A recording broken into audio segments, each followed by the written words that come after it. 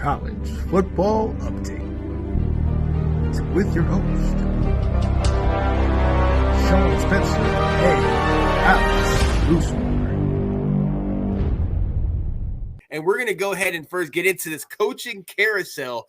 And, hey, we've already seen it. Jimbo got the axe. Dino Babers a week ago, he got fired. Zach Arnett, the guy from Mississippi State, he was one that only had, I think, like 6-7 games, and he got let go, taking over Dana after Holgerson. Holgerson. I can't believe that, man. So I mean, let's talk about it, because we know first and foremost, Elko goes to Texas A&M. He's going to be taking over the job over there. I love this for him, and this is going to be sacrilegious, forgive me, North Carolina fans, but I hate this for Duke, because I finally kind of start to fear Duke. I was finally like, damn, man, I am not looking forward to this game. And now it's kind of like, I hope this doesn't reset that team, because they really got something over there. Yeah, absolutely. It's going to be huge to see who takes over that team.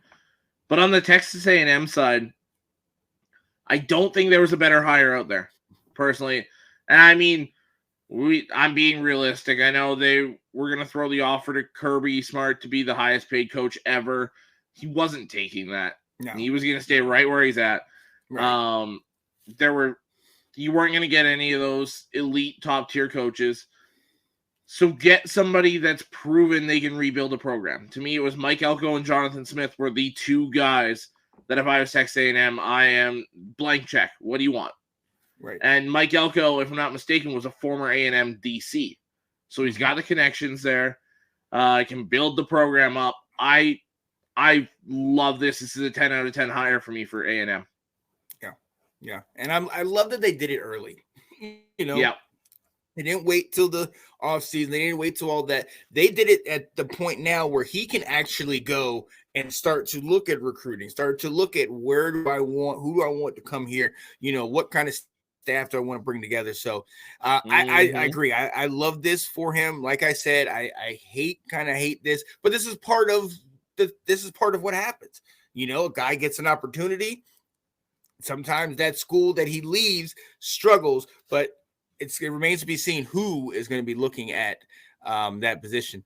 Now, we've seen another number of other coaches get hired. Syracuse hires Georgia DB's coach, Frank Brown.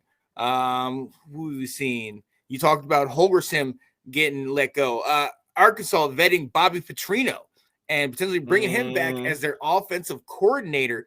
I mean, at this time of the year, even Michigan State's in the mix, getting Jonathan Smith from Oregon State. Yep, I absolutely love that one too. Yeah, that is a plus 10 out of 10 hire for them as well. Yeah, and this is something that I'm obviously I got a closer eye on because of Cat, but this is something where they have a real opportunity right now to kind of set this thing straight. You know what I mean? Obviously, you have the whole thing with Mel Tucker. Then you go a little farther back. You have the whole thing with the guy, with the gymnastics and all that crazy allegation. Nassar. And then, unfortunately, the school shooting. There's just been a lot of negativity around, that school, and the play on the field has mimicked all of that. So I'm kind of hoping this is a reset, a complete washout of everything that from the past. And let's start anew, man, because you got Ryan Day and you got Jim Harbaugh that are running things. So you're going to have to figure something out to kind of get Michigan State back in that competitive, kind of mindset out there. Well, and then you still have James Franklin, and then you're bringing in Lincoln Riley. You're bringing in Dan Lynn, and Kalen DeBoer is coming back to the Big Ten. I forgot another one we forgot to say. There's the opening at UCLA. Right. Oh, yeah. Chip Kelly's gone. Chip Kelly. Ooh. So, man. And that's who's going to want to take that job coming into the Big Ten. Yeah. Oh, man. But speaking of the Big Ten, Indiana head coach, we said he was on the hot seat. Tom Allen got fired, man. Oh man, I can't say we didn't see it coming though. No, but it was still a $20 million buyout. They still had to Yeah. pay him a pretty penny to get rid of him. He got that big extension after, I believe it was the 2020 season. The season where our background for going for two, you got Michael Penix Jr. doing the dive there.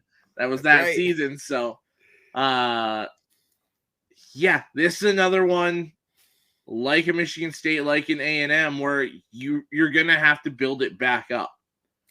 Obviously not. Texas A&M's on a different level than the other two because they're still loaded with 5 stars, and it's Texas A&M. All the money, the boosters, the ability you have to recruit, all that. But this is one where whoever takes over for Allen is going to have to build this from the ground back up. So you're going to have to get a guy that you're willing to give probably 5 years before you're really expecting anything. I'd like for them to get a guy that knows the area, that's kind of an Indiana guy. Yeah. I don't know how many of those are out there that are looking to take that job, but yeah, that's a tough one. That might be a first-time head coach kind of thing. Yeah. And you know what? I got to say, I mean, like I alluded to earlier, we talked about this guy towards earlier in the year. We talked about him being on the hot seat, and to our credit, the first half of the season looked rough. But I mean, we got to give him credit. He showed life in that game against Penn State where they, kept them. That was in the game. Were in the game close late in that game. They were able to beat a Wisconsin team that struggled, but had good moments. They went to overtime against Illinois. That was an amazing game. Michigan State barely beat them by 3, and then obviously Purdue barely beat them. They didn't roll over and play dead. And I think that's really something to show, hey, Tom Allen's been struggling, yes, and maybe he can get somewhere else because they never quit. And I like to see that they at least put up a fight in a lot of those games later. What's up, Ben? I saw that. As soon as I saw Indiana guy, I knew right away where he was going with that. Love it. Yo, Scott said, Fiesta, Peach, or Cotton, which will Missouri play? I don't know. I hope whichever bowl they put them in, I want them to match them up with Penn State. I think that would be a really fun game. Ooh, I would like to see that one. Oh, yeah.